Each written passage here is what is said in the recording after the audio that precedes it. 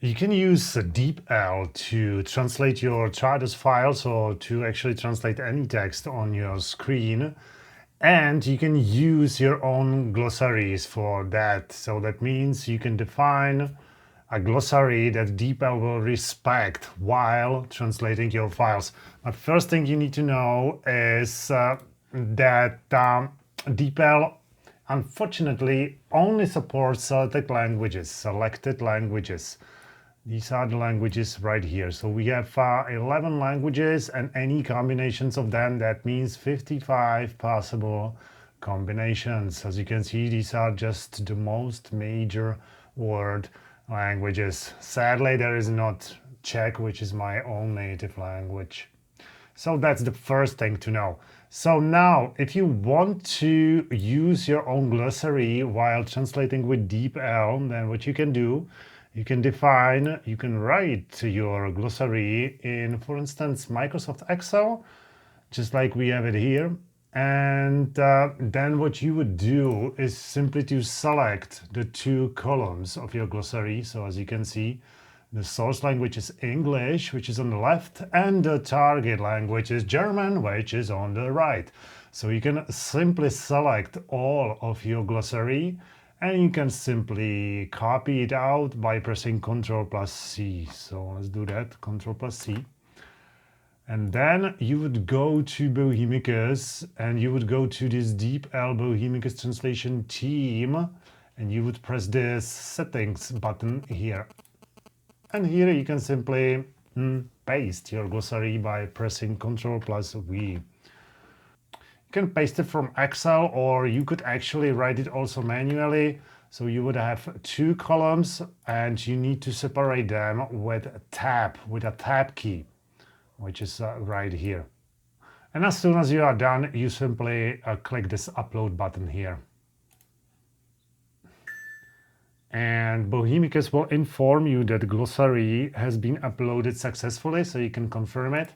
And also you need to check this checkbox here, use this glossary. And then you simply close this window.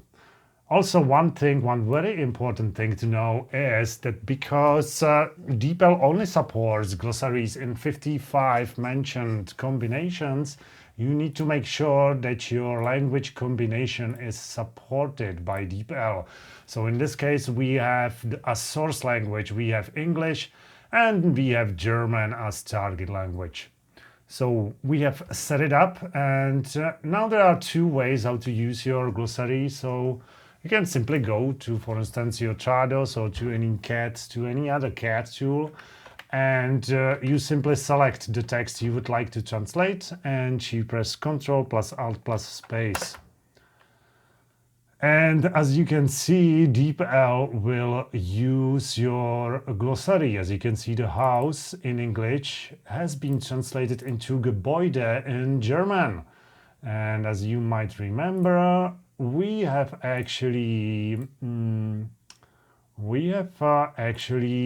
said that we would like to have house translated as Gebäude. As you can see, this will be pretty much the same case here with the second sentence. As you can see, garden is translated as Anpflanzung. If you speak any German, then you know that these glossary entries make absolutely no sense, because in German you would translate house as house and you would translate garden as Garten in German. But this is just to prove my point. This is just to show you how it works. So this is the first possibility how to use glossary while translating in your CAT tool. The other one is probably more practical. This is translating whole files. So as you can see, we can now close this file by pressing Ctrl+F4. No, do not save. And then we could actually go to the containing folder. And then we have our file here. And so we can drag and drop it onto Bohemicus. So let's drag and drop it. And you simply click this translate button here. So as you can see, Bohemicus will quickly translate our file. It's done now, so let's go back to Trados, and when you open it, it should have been translated with the glossary respected. So as you can see, house has been translated as Gebäude, garden as Anpflanzung, and couple has been absolutely nonsensically translated as Doppelleitung, but as you can see, this is what I have specified in my glossary. So that means that DeepL has just respected my glossary, no matter how nonsensical my glossary is. So thank you for watching and see you in another video.